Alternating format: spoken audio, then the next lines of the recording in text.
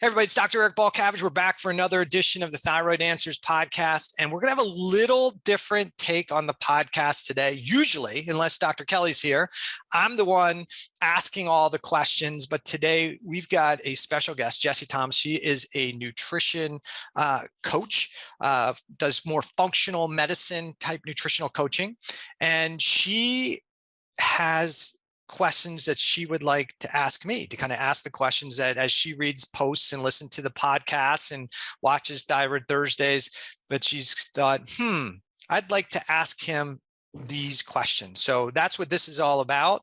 So we're going to introduce Jessie Thomas. How are you, Jessie? I'm good. I'm really good. Yeah. Thanks for having me on and I guess answering questions for people that I specifically work with that might help them have better success with their health. Awesome. So some people may know, some people may not know. I think one day I was just like, I put it out there if anybody wanted to come on the podcast, and I just threw it out there, and I had a bunch of people, but come on, but you were the only one that came on and said, hey, I'd like to come on and just ask you questions, right? Everybody else was like, I want to tell you about my thing and talk about my thing. So this was a difference. So I thought this is probably a good thing to do. It's new. Usually Dr. Kelly and I are having a conversation and she'll ask me a bunch of questions, like listener questions, but I think this is really good. So before we get into that though, tell everybody who Jessie is. Okay, well, I am technically a health coach, but over the course of my life, I've had some pretty unique and really life-changing opportunities to work with functional medical practitioners before functional medicine was even a topic. People weren't even really talking about it then. And one of my first experiences was I worked in a restaurant. It was a restaurant that was all oriented around really nourishing foods. There was a woman, she was a doctor, a medical doctor, and she quit her practice because she felt like she was in the allopathic medical system. She felt like she was always at the wrong end of the problem. So she just wanted to have better luck with clients.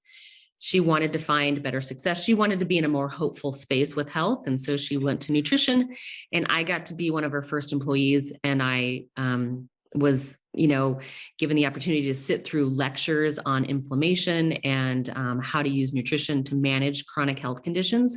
And it changed my life, because not only at the time was I doing that, I was also working at a tree nursery, and I was right next to industrial agriculture, and I was literally being sprayed with pesticides at my work and was feeling terrible because of it. I was really tired and having all of the symptoms associated with, high toxic exposure to certain chemicals.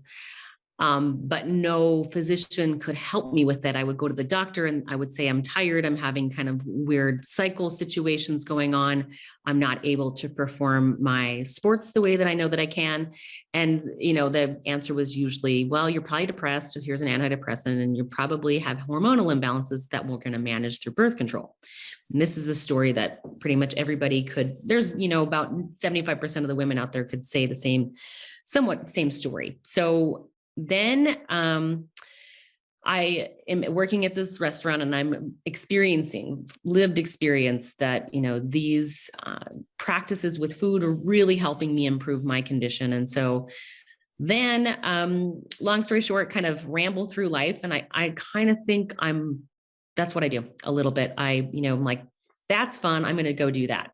And so then I got this job working for the Forest Service as a wildland firefighter, and fell in love with it, and fell in love with the fact that I could have 6 months off and have a bunch of money, and a bunch of money in my bank account, and go ski all winter. And so then I did that, and I picked up ultra running, and I started doing ultra marathons and training for that in addition to fire season. And then I eventually became a smoke jumper and finished my career out there. And then I became a mom. And at the time that I became a mom, I had felt like this is really my opportunity to get away from fire season and to kind of stake my claim in some athletic goals I hadn't been able to achieve, because I felt fire season was always in the way. Little did I know that I had just really internalized a lot of messages about what motherhood was like or what it was going to be like. And I ended up in a really, like, after a few years of training really hard and doing a lot of single parenting, I really ended up in a really depleted, totally destroyed state of health. And was very thin. I had I had very low body fat. I had very low cholesterol. My thyroid was probably tanking out, but it wasn't, just because of typical diagnostic work, we really weren't picking up on it, even though all my symptoms were like, yeah, obviously there's something going on with your thyroid. And so long story short, it just kind of propelled me into a health journey. At the same time, somewhere in there, my dad had also been diagnosed with cancer and had started to use nutrition to manage his cancer. And so that kind of brought me back to my roots of looking at how to use nutrition to manage chronic illness, but then also this weird intersection between, like, for me, this weird intersection between functional nutrition. And I wouldn't say that I had an eating disorder at the time, but I would say that my approach to my health and wellness was disordered because of internalized stuff that I had taken in about, just basically sexism, the sexism that I had internalized over the course of time. And so long story short, then I ended up going back to get a health coaching certificate. And that was great. That was a really wonderful thing. And then I also have just really been fascinated by science. I am, as much as I'm a physical person, I'm also a really big nerd. And I adore reading, and I adore looking at, like, contemporary science. And in the last 2 years, it's been fascinating. I have learned, my learning curve has, like, just taken off, because I feel like the conversation around health and nutrition and root cause medicine has really exploded, even though it's perhaps not mainstream at this point yet. Science is very slow, especially if you're looking at conventional medicine, but that doesn't mean that people aren't, like, taking the message in, or that they're not ready for maybe looking at more of a root cause approach to solving health problems. So, yeah, I think we're at a point where if we as a community manage this well, we can really help our clients and potentially build a better bridge to connect with allopathic medicine. Because I think the thought process is sometimes when you go from allopathic medicine to functional medicine, like, hey, that's bad, this is better. And I know I was that way when I made the change in the transition. But I'm older, I'm softer, right? So now I look at it like, allopathic medicine does some things really well. They do acute care, they do disease management, disease care. They do that really, really well. What they're not really good at it is root cause type medicine, health and well-being. Matter of fact, I don't think there's even a really good definition that we can use from a health and functional medicine, or from when we try and define health. And I don't think there's a good definition. I try and do that in my book, a better definition. But I think instead of saying, hey, it's that or this, right? We need to be able to say, hey, you do your job really good. That person's got high blood pressure. We got to keep them safe. We got to keep them alive so that I can help them address the cause of that high blood pressure and they don't die on me in the process, right? So we want to keep people safe. We want to keep them somewhat stable. And we don't want either community being so arrogant that they have it figured out that the other one's wrong. We just do two different things. And if the quicker we all start to realize that these are two different things that are going on, allopathic medicine and functional medicine, the quicker we help the individual patient, and the better that and quicker we're going to have a healthier relationship between the two communities. Yeah, I mean, and you just said it right there, like the fact that, they're wonderful at acute care. There are things that conventional or allopathic medicine does really well, and there are things that they don't. And I think that that's true for anybody in any department, but we've become such a specialized So, our brains have become so accustomed to looking at specialization and so binary that we've polarized things to the point where it's either good or bad. And it's like, well, it's useful in this context and it's not useful in this context. And that's true. Like if you look at some of the conversation or the dialogue going on with some of the dietary recommendations or trends, it's like, even in something like fasting or plant-based diets or whatever, it's like, wait a second, like this isn't good or bad. This is like contextual. There has to be some context with it. And when is it good? When is it useful? And when is it not? And there's difference, there's differences. There's just things, there's nuance, and there's things to consider across the board in so many different ways. Yeah, I think a couple of really good points there. And one is that, the specialization piece. And I think we have to be really careful because I see functional medicine going that direction with a lot of people. And, people might say, well, you do the same thing. And to be clear, I talk through the window of the cell danger response and about thyroid physiology, but I'm never trying to really directly manipulate thyroid, right? I'm never really doing that. I'm always looking at the overall physiology and saying, okay, why is thyroid physiology behaving like that? I'm not saying, hey, I'm only going to try and manipulate these two numbers and I don't care about the other stuff. I rarely do anything to directly affect the thyroid gland. I'm always doing things to calm the immune system, reduce the cell stress, reduce toxicity, improve sleep and respiration, reduce GI inflammation and organisms and infections. That's how I look at trying to address thyroid. But I'm not saying, hey, take this, it'll make your thyroid gland. Here's my thyroid formula, that'll make that work better. There's lots of people doing that. There's lots of people trying to balance blood T4 and blood T3. It doesn't necessarily, it works for some, but a lot of it doesn't. So I think for the listeners, it's really important, even though I talk through that model, I don't consider myself a thyroid specialist. I consider myself a good generalist because I got to know about gut physiology and adrenal physiology and cellular physiology and oxygen regulation and renal physiology. You have to know a lot about all the systems. You can't just know everything about one system and be a good physician. I just don't think you can. Yeah. And that's like the first podcast I ever did was with a naturopathic physician. And she had the best quote ever. And she said, you are not 8 systems. Some people say 7, but you're not 8 systems held together by a bag of skin. Mm-hmm. That being said, you can't really just work directly on the thyroid and get to the bottom of anything, right? That's why if you go to an acupuncturist and you're like, hey, I've got some thyroid problems, can you work on my thyroid? They're like, I can't work on your thyroid because that's not your thyroid is like your check engine light. It's like, bing, something's up.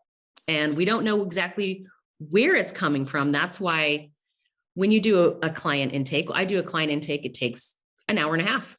And we're talking about everything. We're talking about poop. We're talking about that time when you were 5 and something really traumatic happened. I mean, we're going back and we're digging through it all because whatever the source of stress is, wherever it came from, and there's usually multiple, especially considering the way things are right now, you have to look at all that stuff. But in a 10-minute appointment that you have with a doctor, and they're looking at just a really basic lab core, you're not going to get to the bottom of any of that stuff. You're not going to understand. And honestly, doctors do not have the time to read through the tens of thousands of peer-reviewed scientific journals and articles that get published every year on these topics of root cause medicine because they just don't have the time. So the American Medical Association puts in front of their face what they want them to read and what they want them to know and how they want them to practice standards of care. And a lot slips through the cracks in that regard. And so, and I had this thought. I just was on spring break with my family and I was in this location where I was seeing butterflies. And I was like, this is a really interesting thing because so much of the work that I do is about pointing out the fact that humans can only live outside the laws of nature for so long before something comes along and kicks them right in the ass. And I think that the last 2 years have been a pretty good example of that. But a thyroid gland looks a lot like a butterfly, right? I think it does. And so I think of the thyroid as an indicator organ system. Like it indicates there's something up. And so butterflies in ecosystems are also, they're technically considered indicator species. So if something's up with the butterfly population, there's something up with the ecosystem. And that's the same, that's true for human physiology. I just had this little thought and I was like, I wonder what Eric thinks about that. I want to bring that up with him. Maybe you think I'm a Fruit Loop for bringing that up, but I just can't help but notice these amazing parallels between the human body and our natural world, and then how far removed we've become from natural systems that we live in, the ecosystems that we live in. Yeah, I think you're spot on. I think the biggest issue, for people, physicians, the clients that we see, is many times the labs are looked at as the problem that needs to be fixed. And what I try and tell people all the time is the labs are a window to what's going on in the physiology. And the labs indicate there's been an adaptation in the physiology, not that the high blood pressure will create some problems, but it's not the problem. Right. The issue is what's causing the blood pressure to rise in the first place. That's an adaptive response. So we can give somebody a medication to lower their blood pressure. And if we leave it to go there, all we have is somebody who needs to take blood pressure to survive. That's not a state of health. I don't care what anybody says. That is a state of dysfunction. So we have to look at the labs, the tests that we do, our signs and symptoms as indicators of issues and not necessarily the issue. And some people say, well, my eczema is an issue. Well, I agree. It is an issue, but you can spend year after year after year treating your skin and suppressing your immune system to try and fix the eczema, or you can start looking at the eczema as the dysfunction that developed, or that's probably the best way to say it, the dysfunction that developed due to some type of excessive stress response.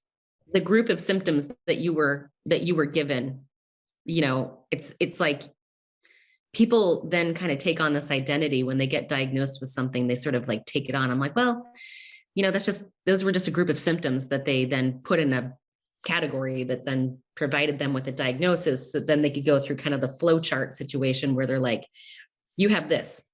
Yeah, it's not to say that that's not right, but it's not necessarily wrong. It's just kind of the way it is. But that's medicine's model, right? So because now we need to treat a diagnosis. We don't what allopathic medicine has resulted to is really treating the diagnosis or the symptom and not the client, right? So hypothyroidism is a great example of that. You could have something that's driving your thyroid. 10 people, 10 different reasons that they have developed a thyroid condition.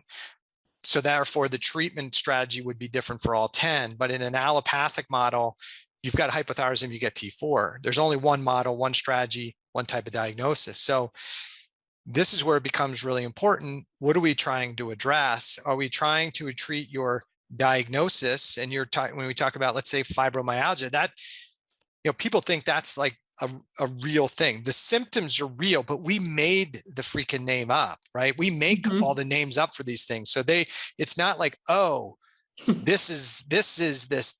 No, that was we took a bunch of signs and symptoms. We didn't know what the hell was going on. We gave it something. And now that we gave it something, we can now make something to suppress those signs and symptoms. Diagnosis, treatment. And when we don't have a treatment, we don't have a diagnosis. So right. Exactly. So fibromyalgia didn't exist for a long period of time. And now that we have medications to treat the symptoms of fibromyalgia, now it's a real deal, right? Well, and that kind of brings that kind of in my brain kind of plucks the topic of allopathic medicine's approach to genetic snippets or variations. Like if you want to talk about methylation as a source of stress on the body or slow methylation as a source of stress on the body, you can go to a specialist and I actually will tell you my story here. I was going to see a PA. I was maybe in my 20s. And she was lovely. She was an irreplaceable human being. She really, I don't know, she just really like went against the grain. She was completely in the medical system, but she would spend an hour and a half talking with me. She showed me, I was in my 20s, and she was the first person that ever sat down with me and showed me what hormonal fluctuations looked like over the course of 28 days. She taught me about the cycle. She kept asking me to go get a genetic test to see if I had a copy or two of the MTHFR mutation, which if some people are out there listening and don't know, it's a very common genetic variation that lots of people have. But what it does is it slows your body's ability down. When you're getting rid or breaking down toxins, it kind of slows the elimination pathways down. And I was like, I don't have that. I don't have those problems. That's not what I'm dealing with. And so eventually I did go get it. And I did find out that I had 2 genetic variants, or 2 copies of the MTHFR variation. And so because of the liability around her position, she referred me out to a, I guess, a genetic specialist, who basically was like, because there was no ability to find a diagnosis to meet that, health situation. She's like, there's nothing, it doesn't mean anything. And I was like, okay, well, I mean, I've looked into what this means. And I think that some of my problems would absolutely be associated with this. And she almost like scoffed at me, like, whatever, what do you know? And then it was like, she blew me off and that was it. And there are physicians out there who are sort of vehement against like even considering that those are significant things. If you look at like the COMT mutation in estrogen, if you look at, all of these different genetic variants and how that impacts a person's physiology in a modern environment, it's like, yeah, you have to acknowledge that that's something, and that does contribute to something. It's just not the same thing for every person. Well, yeah, I guess I got to agree and I disagree with you and even with the medical community. I think because I spent a bunch of time on genetic polymorphisms, methylation, working with Ben Lynch and stratagene and all that stuff. But the issue is we all have genetic polymorphisms, right? So the problem is that we have one model that says, hey, unless you have a disorder that we can, diagnose, those genetic polymorphisms don't play a role. We have another at the far other end of the spectrum is in functional medicine, where you have these people that are running profiles on people and saying, because you have this genetic polymorphism, you need this supplement and that supplement, and this isn't going to work.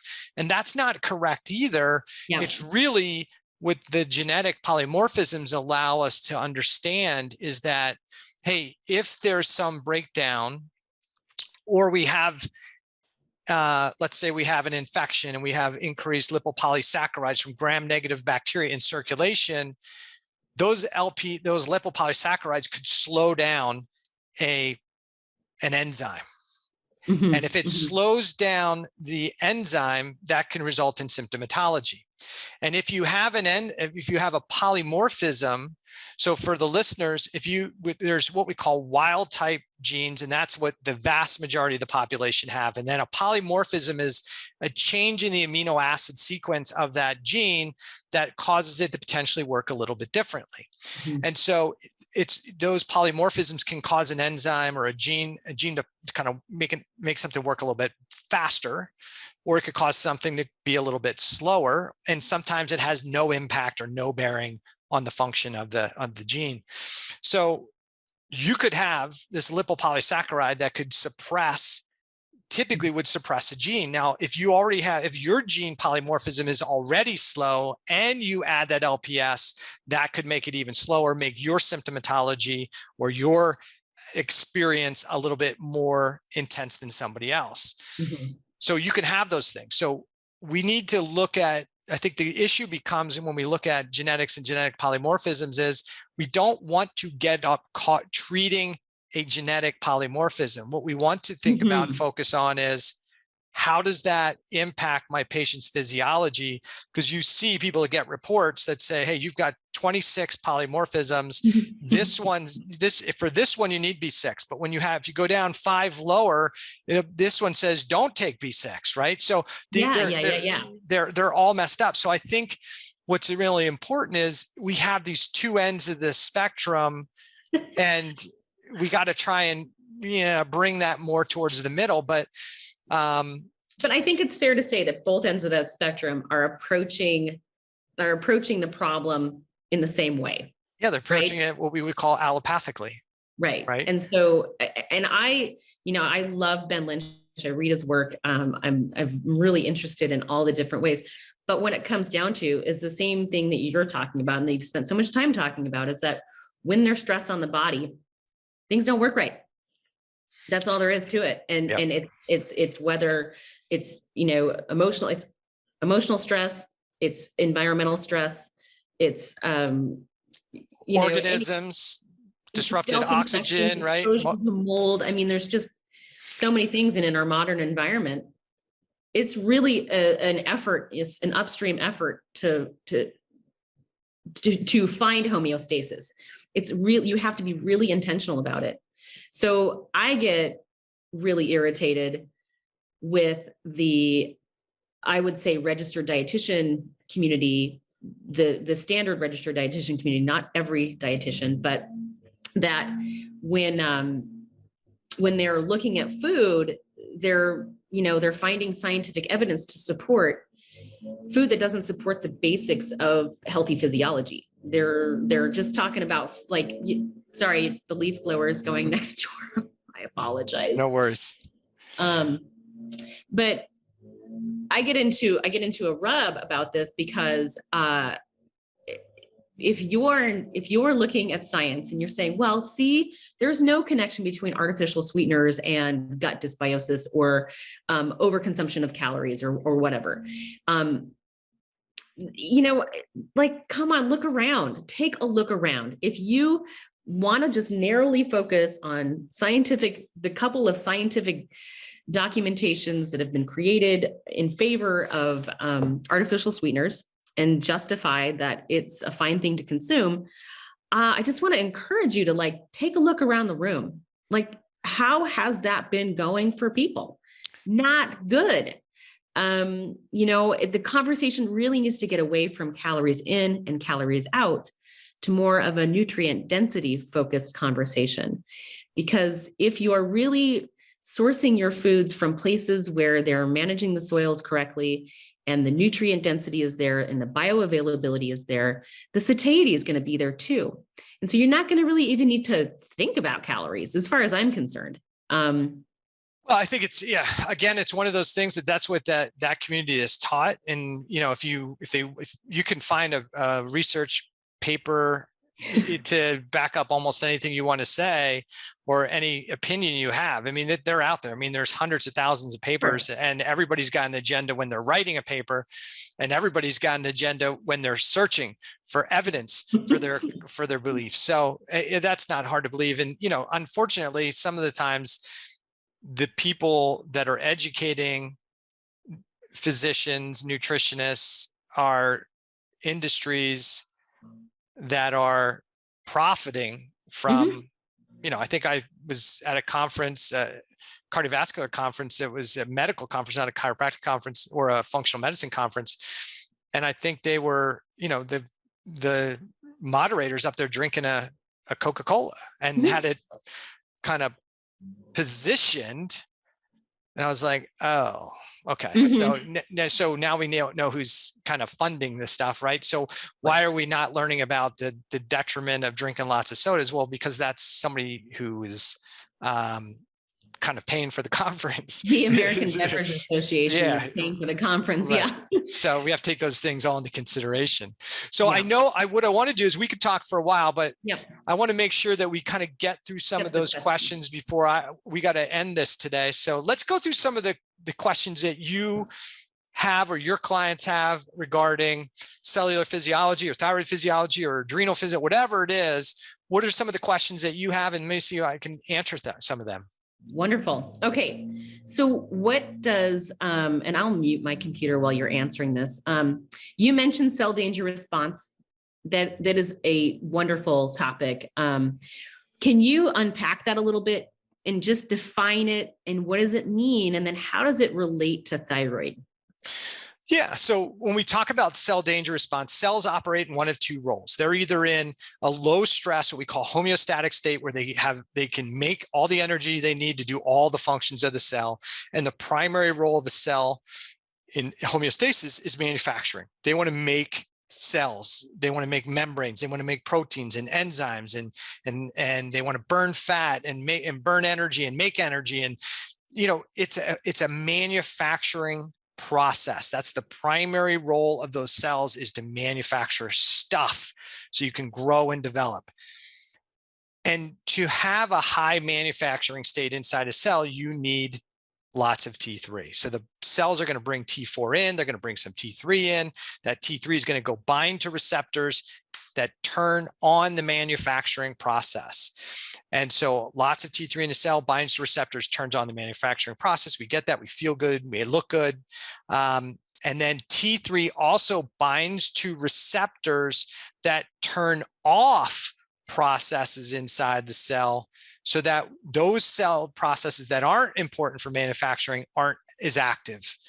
And so the other state is a state of excessive cell stress. So cells are always under a level of stress, and we can manage, just like us in real life. We're under a little bit of stress, but it's manageable, right?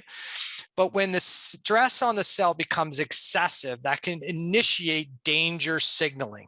And when we get that danger signaling at the cell level, the cell wants to change its primary role from manufacturing to cell defense. And the primary switch, or one of the primary switches inside to help kind of switch that physiology, is T3, because if I have a higher T3 state, I'm turning on the manufacturing process and turning off the cell defense mechanisms. So if we deplete the T3 in the cell or reduce the T3 in the cell, now I have less T3 binding to receptors. That turns the manufacturing processes down, I should say, not off, but down.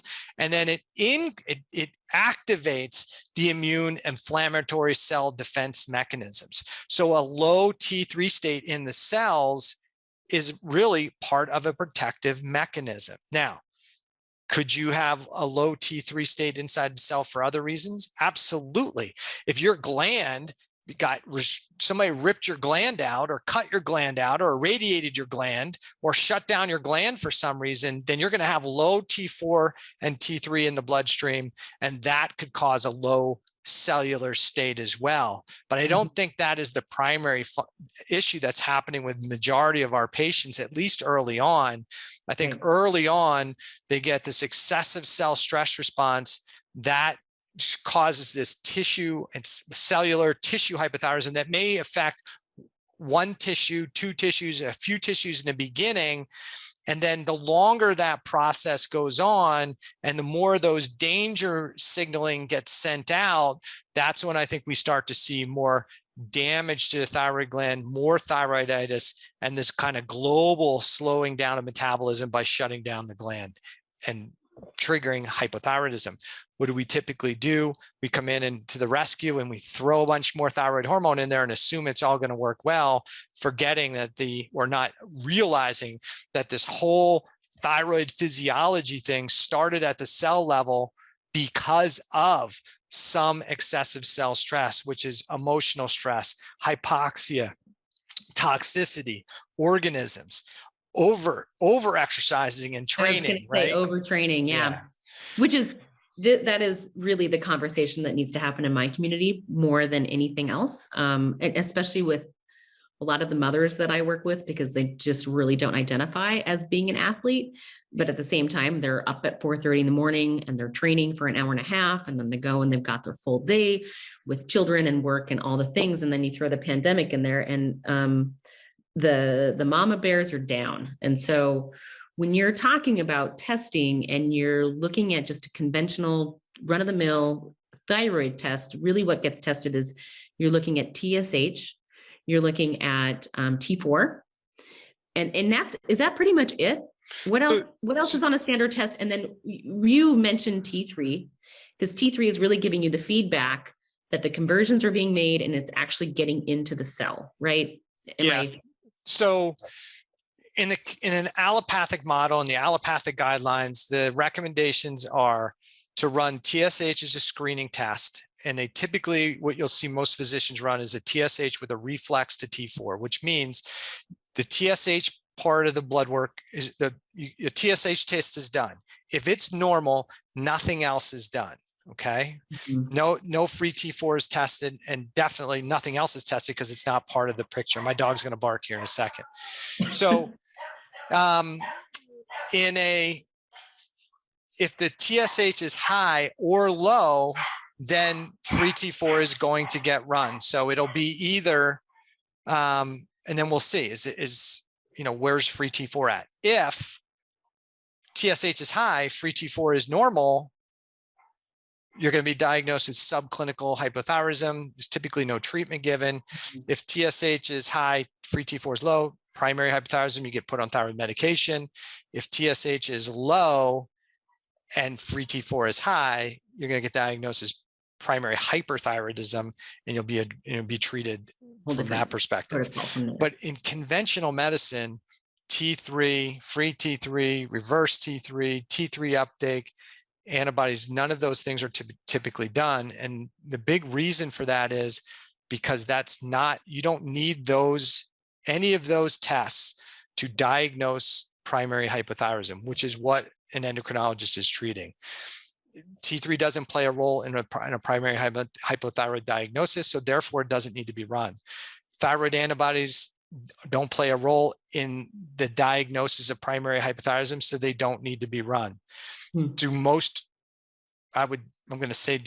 allopathic physicians understand that thyroiditis, inflammatory damage to the gland, is the primary cause of hypothyroidism? I think they do. I think they're taught that, but they're not treating the immune system. They're waiting until the gland is destroyed, essentially, to provide the thing it can't make anymore. So what else can be done? I think when I'm running, I never run a thyroid panel, or on a new client, I would never run a thyroid panel on its own. I'd look at all the other markers. But on a thyroid panel, TSH, total T4, free T4, total T3, free T3, T3 uptake, reverse T3, and then thyroid antibodies. But I always run, especially on a brand new client, I'm looking at the rest of a comprehensive metabolic panel to assess what I see in a thyroid panel. How is that either being impacted by the rest of the chemistry of the body, or how is that impacting the rest of the chemistry in the body itself and causing an insulin resistant, an elevated cholesterol, an elevated triglyceride, markers of adrenal deficiency. Yeah. And just general markers of inflammation. Mm-hmm. And when you're talking about allopathic medicine's approach to just general basic testing, the lab reference ranges for TSH are pretty high. I know you've said this like a billion times over, probably on every podcast, but I just want to put that out there for listeners who maybe are in my community who are listening to this. What is an appropriate TSH reading? And go on down the list. Like, what are appropriate functional lab values for TSH, T4, T3, reverse T3? And honestly, you just talking this last bit here, you kind of blew my mind, because you mentioned tests I didn't even know were something you could test. Well, yeah. So somebody just asked me this question the other day, which was, hey, my client's TSH is high. TSH is normal, but T4 is high, or something like that. I forget what they had, but they gave me two numbers and said, what's causing this? And I gave her 15 probably questions back. Like, I don't know.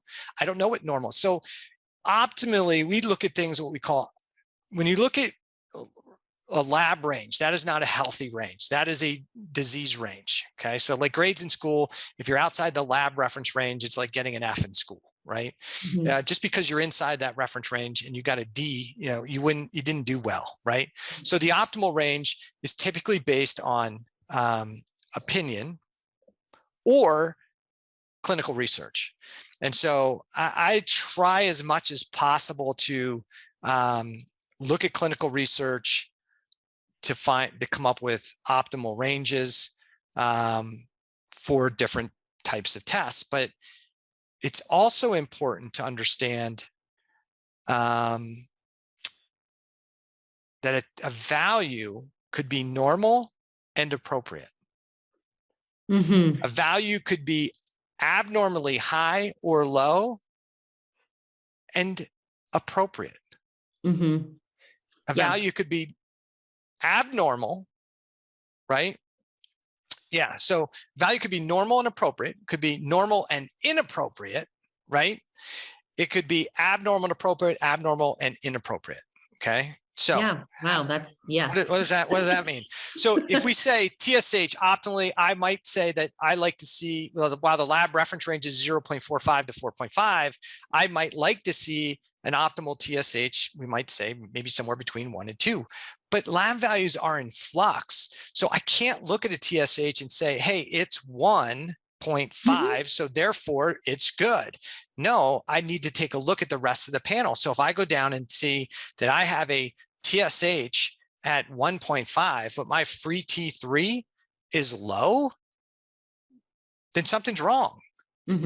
So then I would look at that TSH, even though it's in the optimal range, and say, is something causing that value to be suppressed? Do I have chronic inflammation that's increasing the conversion of T4 to T3 at the hypothalamus, causing that TSH to be normal, but inappropriate for a low free T3? Because TSH is the driver of T4 to T3 conversion. It actually increases the activation of deiodinase 2, which is the enzyme that converts T4 to T3. Now, there's a lot of things that influence deiodinase 2, but TSH is a big driver of that. So for people who are listening, well, I thought TSH only stimulated the thyroid gland to produce hormones. Well, it does stimulate the thyroid gland to produce hormones, but it also, as your TSH level goes up, if you have optimal functioning cell physiology, as it's going up, and as it goes up, it converts more T4 to T3 to satisfy the metabolism of the cells, and then the signaling comes down. Back down, yeah. So when we look at values, and everybody's got different numbers, like a functional range for T4 could be like 6 to 12, T3 like 100 to 180, T3 uptake like 28 to 38, free T4 1.0 to 1.5, free T3, lots of discussions on this, but maybe 3 to 4, but that varies depending on what somebody's doing with T3 therapy. If people are on T3 therapy, you'll see people that are providing T3 therapy trying to drive T3 levels to the higher end of the range, especially if they're on T3 only. And in those situations, TSH does not matter because they know they're suppressing TSH. So it doesn't matter. Reverse T3, this is one of those ones where some people want it to be super low as possible. I don't think that's the case either. I think somewhere, so as far as my research is like 9 to 18, somewhere in that range may be appropriate. But again, it all depends on the rest of the markers and what medication they're on. So if I'm looking at somebody's free T3 and it's 3.5 and I know they're on T3, that's not what they made. That's what you gave them, right? And so where we can have these ranges, and that's a good place to start. But I think sometimes what happens from the client standpoint and from the clinician standpoint, they look at a value and say that value's in the range, so it's good. When I look at labs, and maybe when you look at labs, I look at each lab individually. Where's it at? I look for patterns of problems. Do I see in my thyroid panel, do I see indicators of low conversion of T4 to T3? if they're not on thyroid medication, or at least they're not on T3 medication, can I do ratios of T3 to reverse T3, free T3 to reverse T3? Can I do free T3 to free T4? Can I look at those ratios, not only see a low T3 state, and sometimes you have a low T3 state, but their body is actually doing a really good job of converting T4 to T3, even though your free T3 is low. And that should tell us, hey, maybe there's a problem with how much available free hormone. So we have to look at values not just by themselves, but in context with inflammatory markers, the rest of the blood markers, so that we can get an idea of what's going on. Well, and also this goes back to the importance of time spent with clients or a client and getting an idea, a picture of what was going on in your life when the labs were taken. Because I've had several clients who've just recently had COVID and their TSH is high. And I'm like, well, that'll probably come back down. That's your body's acute response to stress, to an acute stressor. But it's not a long-term situation that you're going to be subjected to. Right. And that's your thyroid. And that's what we just talked about was, hey, if it's abnormal, but I just had an infection, then it's abnormal, but appropriate for the client, right? So we always have to take into consideration what our clients taking medication-wise, what are clients taking supplementally, and what their signs and symptoms are. So I try not to look at signs and symptoms first. I don't want to know anything about their health history. I want to look at a blood panel first and see what it tells me. And then I'm going to go to their health history, look at their stuff and say, hey, here's what I see. Does it match with what their signs and symptoms are? And if it does, great. If it doesn't, then I want to figure out, what's going on here that may cause these things to be different, right? But you can see, I think when we really do a really good job of interpreting a comprehensive blood chemistry, not a 14 panel Chem 14 that's done today, but when you do a more comprehensive panel where you're looking at a full thyroid panel, you're looking at a full lipid panel, full iron panel, you're looking at inflammatory markers, you're looking at RBC magnesium, you're looking at all your blood sugar markers, fasting insulin, C-peptide, things like that, you get so much data and you can really see what's really going on with somebody's physiology because you just start putting the patterns together. I mean, we talk, adrenal physiology is one of those things that everybody talks about, adrenal fatigue, which low cortisol, low adrenal exists, but adrenal fatigue does not. Your adrenal gland does not fatigue. But do you need to do a blood cortisol? Do you need to do a salivary cortisol? Do you need to do a urinary cortisol to get an assessment of somebody's, whether they have low adrenal function or low cortisol function? No. You can get all that from a blood chemistry panel if you know how to interpret the labs that are on there, if those labs were drawn. I think the next question I want to jump to it gets to the why. Because I think a lot of people are like, this is, my thyroid's just something that I drag around with me. I don't really, nobody's ever sat down and really talked to me about it or even looked at it. So don't really care about it. And so after the last 2 years, I just think it's a really important question to ask, like, what sort of compromise have you seen in your practice? Generally speaking, when you look at women's thyroids, what sort of effect is this having on the quality of their life and their ability to make decisions in the face of adversity? Because I think that is ultimately the why. Like, why does it matter? Who cares?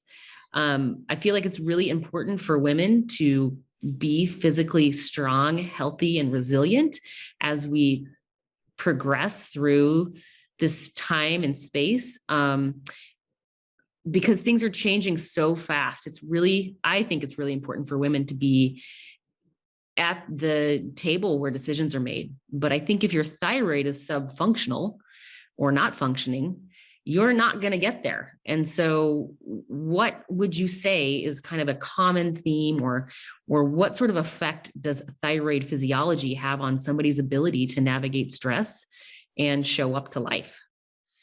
Well, because thyroid hormone is kind of the switch to determine if you're going to have more optimal metabolism or sluggish metabolism, it plays a massive role. But we also have to be careful that because it plays such a big role, that the solution isn't just jamming more hormone into a system that doesn't want it. But every aspect of your physiology can be impacted if there is low T4 and T3 in circulation, for sure. But more importantly, if the cells are under excessive stress, you're going to have a lower T3 state, which is going to put you into more of a fight or flight response. And if any, everybody's been in a danger physiology at some point or another.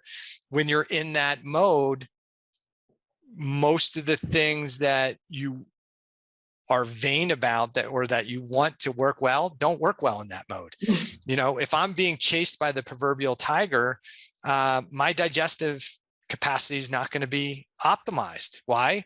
Because I'm not stopping to have a meal while I'm being chased by a tiger. So my body's not going to put energy to that. It's not going to put energy towards sex hormones.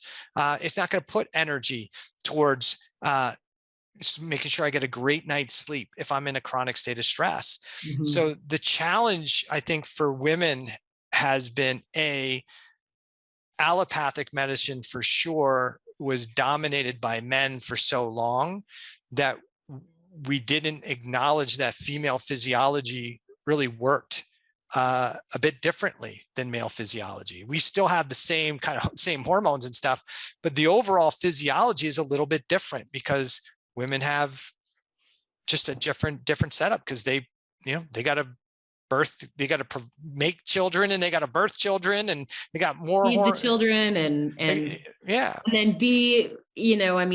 whether you have children or not, you still have the capacity for fertility, and which requires hormones to fluctuate on a monthly basis.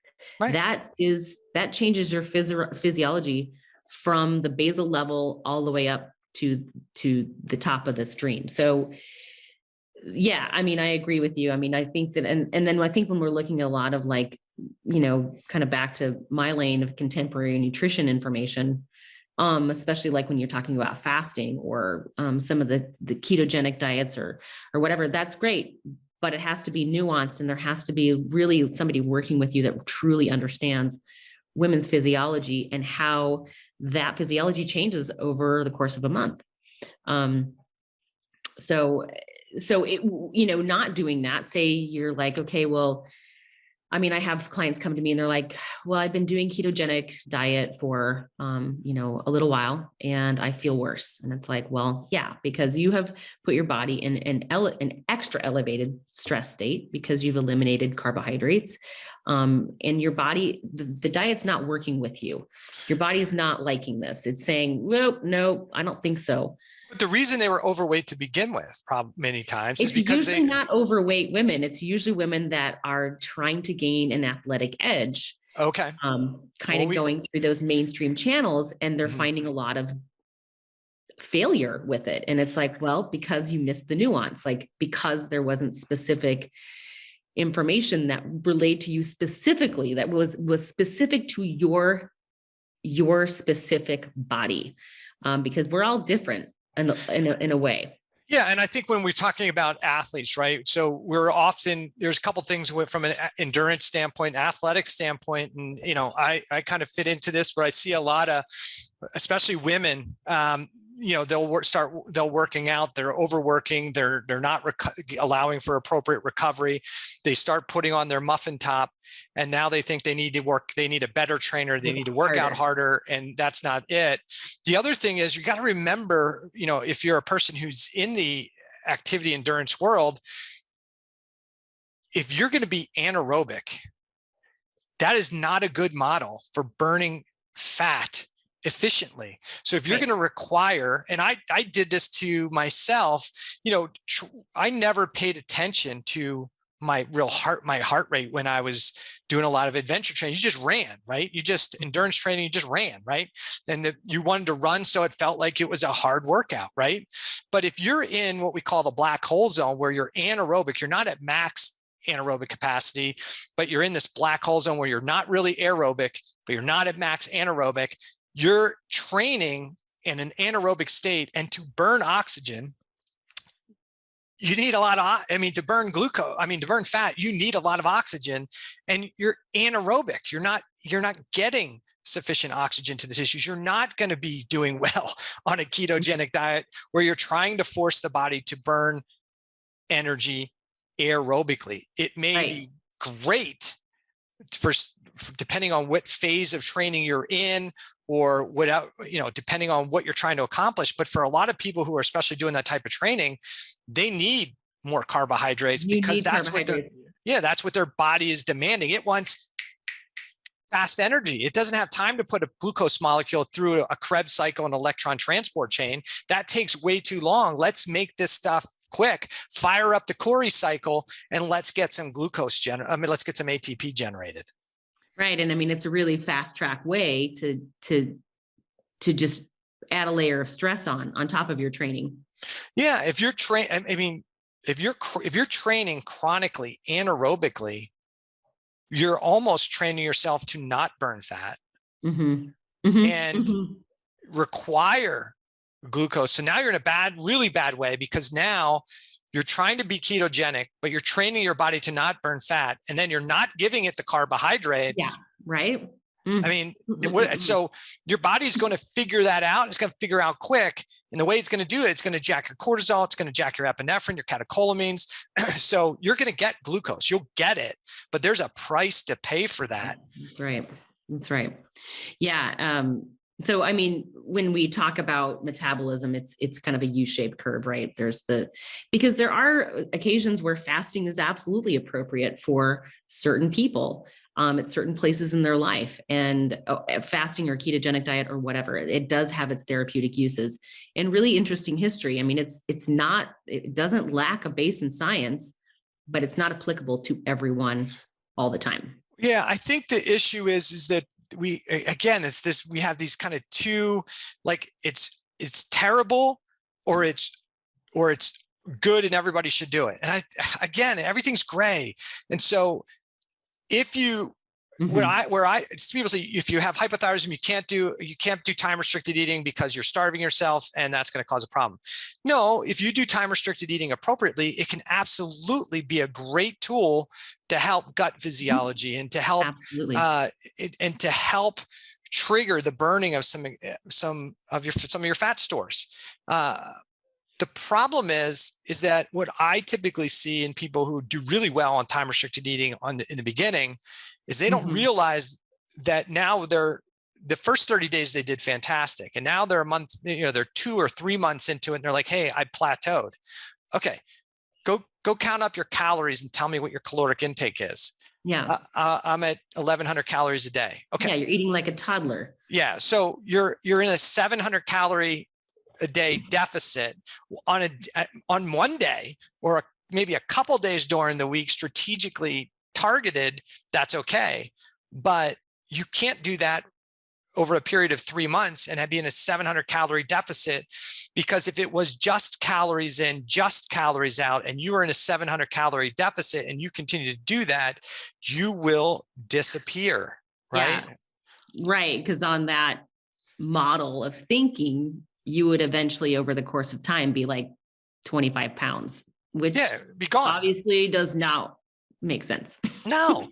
So I hear people say calories in, calories out doesn't matter. That's not correct. And I hear people say that there is, that it's all about calories in, calories out. It's an energy calculation. And I think it's somewhere in between. You need to, depending on what you want to do, you have to consider time restricting as a tool.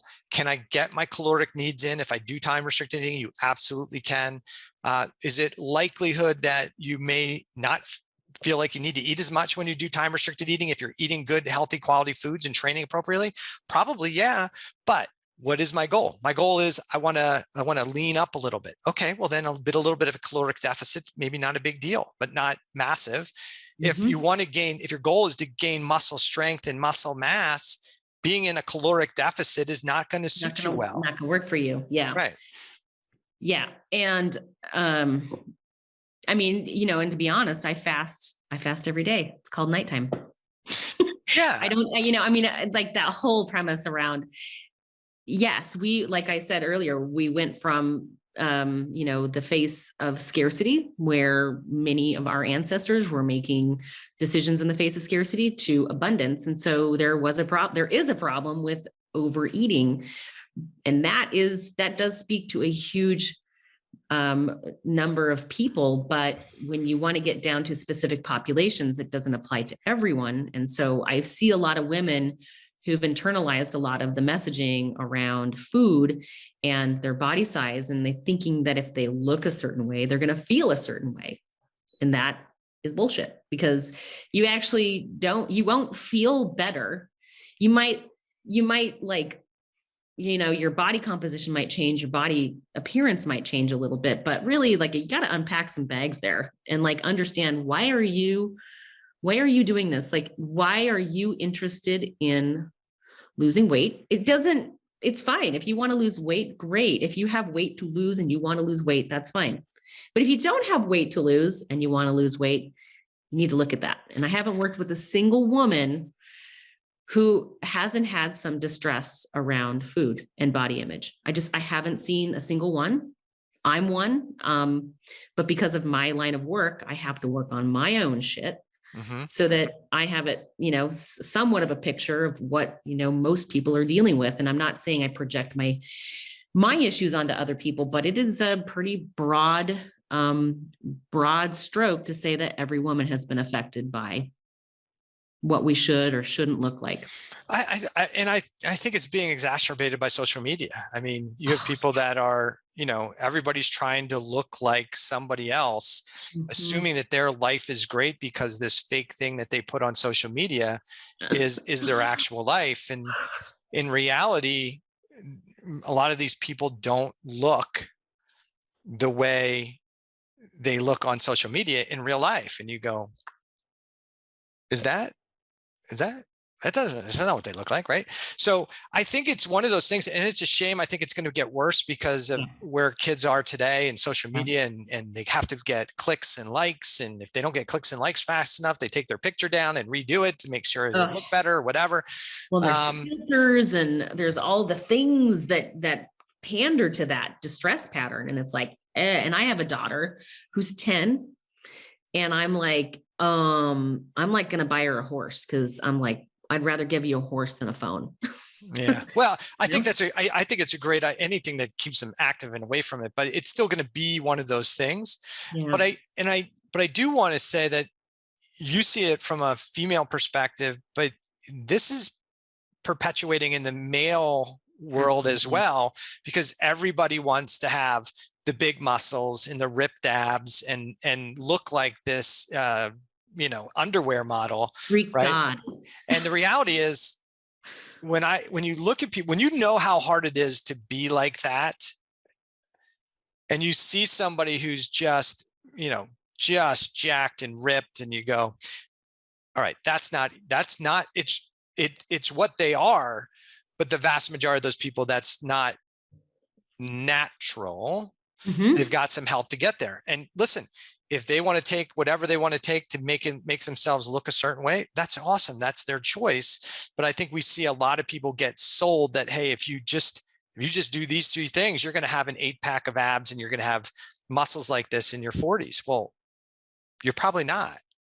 You're not. And then when that doesn't happen, when that actually doesn't materialize come out to be true, then that person's left feeling like a failure, and that it's really not possible for them to be that cool. It's an inachievable goal.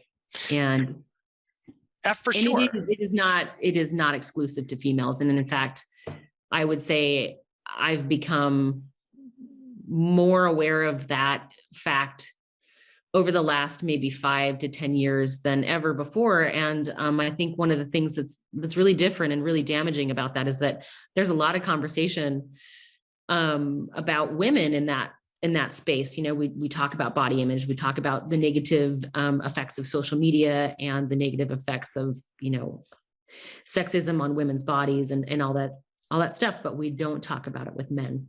There's a lot of silence there. And that's really hurtful, because then it just drives it into secrecy mode, and eating disorders and the effects of eating disorders really thrive in secrecy. And so, yeah, I have a lot of compassion for that issue, but I just don't typically work with men. Yeah. And I think what we do is what we've done is we stunted the conversations on either direction, right? So we've got people that are trying to look like these perfect specimens, and they're getting kind of built up.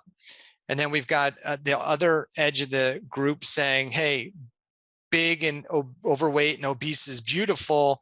And so that there's nothing wrong with being that way. And I think we're like, hey, this is not, if that's where you want to be, that's okay, but that's probably not healthy. And this overweight, obese thing that we keep telling people that that's fine, you can be healthy and overweight and obese, that's not true either. Right? If you want to be that way, that's up to you. That's your choice. Yeah. And no one should mistreat you for looking. Nobody should ever be mistreated for the way that they look. Right. But there is a toxic woke culture that's merging forward and stifling important conversations that need to happen around the foundations of health and wellness. Right. And if you are super duper skinny, or, if you are a ripped male, or if, there's no way for me to look at you and say, oh boy, well, actually I do, but I might say, whoa, boy, I bet that guy's testosterone's really low. He looks like he's headed in the wrong direction. Mm-hmm. Same thing on the other side. And we, like my story, I was going to the doctor reporting, I was very thin, I was very muscled, and I was going to the doctor and reporting, I don't feel very good. And I'd get a pat on the back for having really low cholesterol. And then I was sent out the door. Well, we know that if your cholesterol is above or below 120, you're going to have symptoms associated with depression, anxiety, and suicidal ideations. And if we're not able to just openly have these conversations, that's a really big problem. And I think in the last 2 years, the conversation has gotten very complicated, very toxic, very not useful. It really is important for people to say, no one should ever be mistreated because of how they look. But if your body size is not supporting basic physiology, then it needs to get addressed. Yeah. And we can't shun a conversation and say, all right, but because we don't want to hurt anybody's feelings, we can't say that being overweight, obese is unhealthy, right? I mean, come on, let's be realistic. We learned a ton about that poor health, what it happens through COVID. It's just, everybody is because we talked about this before we got on, I think, because people don't really do hard things, they spend way more time being, they're so fragile that words hurt them so much. Like, they were mean to me, they didn't look at me correctly. Look, suck it up, do hard things, and then somebody's opinion of you probably won't matter so much, right? The opinion that matters most is really yours. And the problem is, too many people have too many negative things going on in their brain that stinking thinking that they feel like they're not good enough. And I think you said that earlier. It's really important that you get comfortable with who you are, and then you first, right? Because the sports colors is going to make you happy for a day, and then you have the bill. Cutting the weight is going to make you feel good in those clothes for a little bit, but then you're going to be stressed out because how do I maintain this artificial physiology, right? Well, and you didn't get to the root issue. You didn't address the root issue of why do you want to do this in the first place? Mm-hmm. Oh, because of that time when you were 13 and someone told you that you looked bad in a swimsuit or whatever, right. whatever the trauma was, you didn't unpack that. You did not heal that old wound. So you can achieve any number of things that you want, but it isn't going to change what happened back there. Right. And there was something else I wanted to say. And I remember, like, we were in the thick of it with COVID, and it was still fairly new virus at the time. And we were really doing a lot of things. And I thought it was really interesting. Someone sent me a picture of the front of Cosmopolitan. Do you remember this? It was like January 2021 or something like that. Yeah. And it was a picture. It was really kind of the first initiation I had into healthy at any size which you can be healthy at any size. Sure. Absolutely. You can be, there is a really wide range of body types that are healthy. And then then you get out here on the sides and you're, not so much. But it was a really, really overweight woman in like a yoga outfit. And it was the front of Cosmo. And it was like healthy at any size, like let's end the body shaming stigmas and stuff like that. And I was like, in the thick of it with COVID, kind of understanding the pathology with COVID and severe and poor outcomes, I was like, what the F is this? Yeah. What is this? And I thought it was so odd and uncomfortable and strange, and such a strange way to take the conversation, and in my space, I've been very frustrated with the fact that we have not in a mainstream way, in a broad public health way, ever mentioned the supporting the foundations of health and wellness and really looking at what risk factors are with this virus that has affected everyone's life. So that's been a big rub with me. I've just been really pissed about that for about 2 years. And I don't know what's going to happen with all of it, but I had to say that.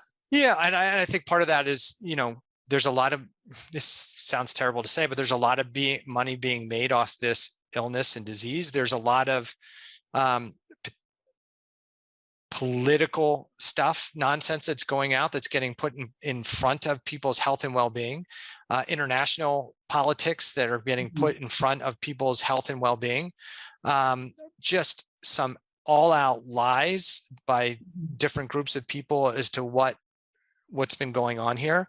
And then the actual banning of people trying to express what was actually now later on proven to be totally true.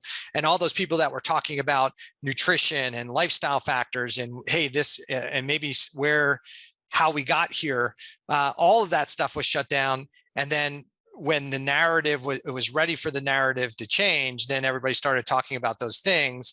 And we, talking about, hey, we're going to shut down everybody who's providing false information. Well, it was the mouthpieces that were giving us most of the false information. Yeah, and these people in healthcare were saying, hey, better nutrition, better diet, get exercise. Oh, that's all crazy. We're taking you off your platform. That's dangerous. Right. All that stuff is dangerous. Natural immunity doesn't work. Like all this crazy nonsense until it became politically savvy to start changing the narrative. Politically advantageous to do that. So yeah. Let's get a couple more questions. Yeah, because we got about 3 more minutes to wrap up. This is what I want to ask you. Mm-hmm. Going to your physician, this isn't just allopathic, this is any physician. This could be your naturopath, this could be your functional medical doctor, this could be your standard run-of-the-mill doctor. What sort of labs can you request to really give you a comprehensive look at your thyroid if you are having issues with depression, anxiety, and fatigue? Well, I think you get, as a foundational thing, you want to try and get a full panel, thyroid panel run. And we talked about what that looks like: TSH, total T4, free T4, total T3, free T3, reverse T3, thyroid antibodies, T3 uptake. So, but then I wouldn't that's your thyroid panel. If you want to know what's going on with my thyroid panel, you got to run all those tests. Okay. Just find out what's going on with your thyroid physiology. And I think we often talk about the thyroid, right? And most people are talking about thyroid physiology, but talking about the gland. Really, what I always talk about is not the gland so much, but thyroid physiology. And that's different than the gland. So you need to look at all of those things to look at what's going on with thyroid physiology beyond the gland. And then the other thing I would say is you want to, as much of the rest of a comprehensive blood panel that you can get, you want to get. So inflammatory markers, because why? Inflammation is going to change thyroid signaling. So CRP, homocysteine, uric acid, ferritin, fibrinogen, these are all inflammatory or oxidative stress markers. You want to look at blood sugar markers if you want to see an indication of tissue hypothyroidism. So you can't just run a fasting glucose, because fasting glucose is like the worst marker to look at for blood sugar physiology, because most people don't like going and getting a blood draw done in the morning, getting a blood draw done in the first place. So when they get there, they're stressed out. Their glucose is going to be elevated anyway. Yep. 2, early in the morning, first 30 minutes in the morning, you have a cortisol awakening response, which is going to cortisol's high, drive your glucose up. So exactly, that's the only one that often gets done. And you can't look at just that marker. It's good to have it, but you want to look at your fasting insulin, your hemoglobin A1C, maybe a C-peptide to give you some markers. The other thing you can start to look at is, you can even look at things like LDH, lactose dehydrogenase. How's my body generating energy, right?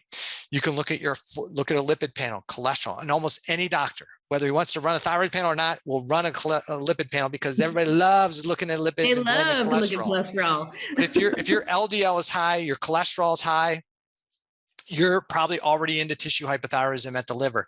If your triglycerides are high and your VLDL is high, now you're talking about, hey, now I've been in this model for so long, I'm actually driving into fatty liver disease, non-alcoholic fatty liver or fatty liver disease. And there's ratios that a trained functional medicine practitioner is going to be able to look at: your triglyceride to glucose ratio, your HOMA2 score for insulin resistance. So we can look at a bunch of these ratios and really get a better assessment. So the toughest part is that you can ask for all these blood tests to be done, but if you're asking a GP who never runs those tests, they're not going to be able to interpret them for you. Mm-hmm. If you're going to an endocrinologist who never runs those tests or looks at anything, they're not going to be able to interpret it for you.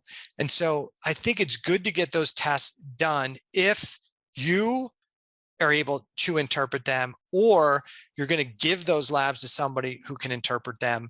But I think the biggest problem I see in the functional medicine space is we see people coming, they want to get a test done, or if a physician runs a test and they don't know how to interpret the labs they have. So I don't like people running a bunch of blood work, like, hey, let's just run it all. No, we don't need to run it all. If you're going to spend money and you have limited money to spend and you want to find out what's going on with your physiology, get a comprehensive blood chemistry panel done as a foundational test. And when that's done and you give that blood chemistry panel to somebody like me, I can tell you, do you have inflammation? Is that driving an insulin resistant state? Or are you pre-diabetic or having an insulin resistant state? Do you have a cell danger response going on? Do you have high or low cortisol? We can tell that from a blood panel. Do you have tissue hypothyroidism, thyroiditis, or primary hypothyroidism? Is your renal system functioning appropriately? Is your liver functioning appropriately? So we can get so much data from that. I can tell you if you got gut issues because I can see multiple markers of malabsorption. I can tell you if you have nutritional deficiencies without running a B6 or without running a B9, because we can see the lab values that are influenced by low values of those things. So it's important to get lab testing done, but it's more important to be able to get those labs interpreted appropriately. Yeah. And there's a difference between reading a lab report for a high or a low and interpreting a lab report. Because remember, a lab value can be normal and appropriate. It can be normal and inappropriate. It could be abnormal and appropriate, or abnormal and inappropriate, right? So you have to look at not individual markers, but patterns, because one marker could be thrown off, right? And you could see, you see people get blood work done like 5 minutes right after they get they get 2 scripts from 2 different doctors. They're at the same place. They get them done 5 minutes apart, and the blood values are off a little, or off of either a little or a lot. And so you go, all right, values can be skewed. So if I only rely on one marker, I really don't have a great foundation to stand on. But if I have 5 markers or 6 markers or 8 markers to tell me that I've got a thyroid issue, an inflammatory issue, a blood sugar issue, an adrenal issue, now I'm way more confident, right? So if I see my potassium's up a little bit, my sodium's down a little bit, the sodium to potassium ratio is low. If I see markers of dehydration, and I can start to put those pieces together and say, look, you have low cortisol. I already know that because of these markers. And then you can say, okay, now if I didn't know how to interpret those, we would just say, I don't know. You got a little bit higher potassium. You have a little bit lower sodium, right? Absolutely. And I think the days of telemedicine have made that incredibly important to be able to like really look at those things, because you can't take the person in, you can't see you can't kind of pick up on their energy. You can't see their whole being. So one last question I want to ask you is, how often would you run thyroid lab, or how often would you run comprehensive lab work? If you were a person coming in with symptoms pointing towards hypothyroidism, how often would you run labs? Well, I would do an initial panel typically. And then as I'm monitoring signs and symptoms, if their thyroid medication's changed, I'm going to relook at their thyroid panel and probably at least 1 or 2 tissue markers of thyroid status, probably 30 to 40 days after the change of that medication.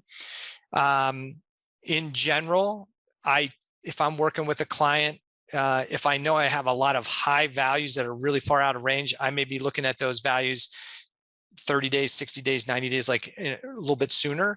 But typically I would say on average, I look at if somebody's really healthy and their blood panel is looking good, all their signs and symptoms good, I might look at a comprehensive panel 1 to 2 a year.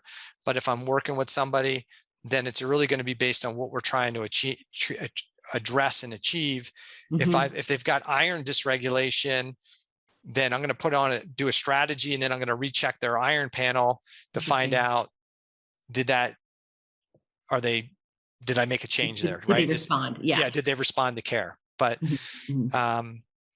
you want to do the best for the client without overspending their money as well. Yeah.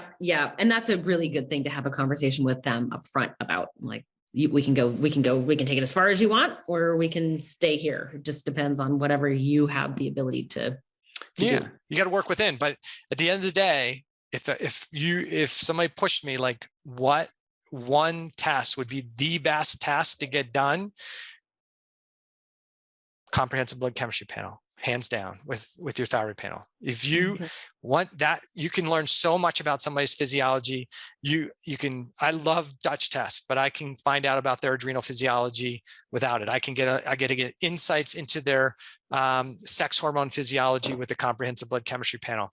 I can assess their thyroid physiology, blood sugar regulation, cell physiology so much from that comprehensive blood chemistry panel. Those other tests really just kind of help confirm kind of the concepts or the patterns that we see on a general comprehensive chemistry panel. And everybody's got everybody's, I had a real comprehensive panel. I had a lot of blood draw done. My comprehensive blood chemistry panel is 65 tests in a urinalysis. So, somebody else's might be a little bit more, somebody else's a little bit less. I'd love to add more, but there's a point where you go, okay, what's the starting price point that I can get a lot of information without overdoing labs, right? So this gives me a good, and then if I need more, I can order special tests off of that. But that panel is, I think, really good get a 30,000 foot view of my client. Mm-hmm. And how can people find you? What's the name of your clinic? So my office is Rejuvigen. So it's rejuvigencenter.com. And so if people want to hear, more about me, I think they know I've got this podcast, Thyroid Answers podcast. They can go to my website, and they can, if they want to ask me some questions or find out if I might be a good match for them, they can go to my website. They can schedule a discovery call where we can have a short chat, talk about what's going on, answer their questions, or discuss how I work and whether we'd be a good fit. For physicians, I work with a lot of physicians who maybe aren't as good at interpreting labs, and they're getting new into dipping their toes into this kind of new concepts of functional medicine, or they've run tests and it's like they're just starting to run tests, and they really do need some help interpreting those things. So I have physicians that I help kind of mentor them through those things. And then, Instagram, I post a couple times a week, and I have my Thyroid Thursdays, and then we got the book coming out. So the book will be out. I was getting texts while we're here with some of the work that they're doing, but hopefully that'll be out June 14th. I know Oh, cool. We're just waiting for all the publishing stuff to get finished, but it's all off to them and just waiting for it to get finished. That's amazing. Congrats.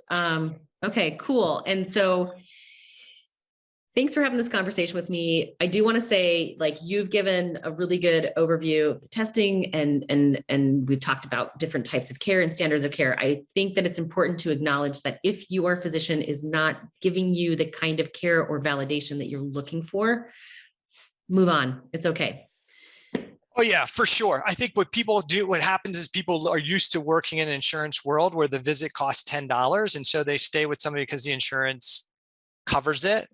What I typically say in functional medicine is usually an out-of-pocket expense. So I usually say, listen, if you had to pay full fee for that endocrinologist that you were seeing, would you pay the $300 for their visit or the $600 for their visit out of pocket? No. Okay, then you shouldn't see them anyway. Even if it only costs you $20, it's still costing you more because you're paying insurance. But even if it only costs you a $20 copay, it's not the right person for you. Find somebody you resonate with, right? And somebody who will listen, really listen to you. I mean, really, like if you just keep coming back and you're like, I am not experiencing any sort of change here. And they're not willing to go the extra mile to try to figure it out. It's okay to move on. Yep. So Jessie, you tell everybody where you're at in case they want to get more information from you, and then we're going to sign off. Sounds good. Yeah. I am at Jessie Thomas at sustainablewellness.net. My handle on Instagram is Sustainable Wellness, and you can find me on the internet and you can find me on Instagram. And I do discovery calls as well, and definitely like to help people get their diet and lifestyle in line with their biology. Awesome. So everybody, we appreciate you coming, listening to the podcast, sharing this with friends and family. If you like this episode of the podcast, definitely reach out to me, let me know. And maybe we'll have Jessie back and have another conversation and give you some more answers. So everybody have a great day. Jessie, thanks so much for coming on. Thanks, Eric.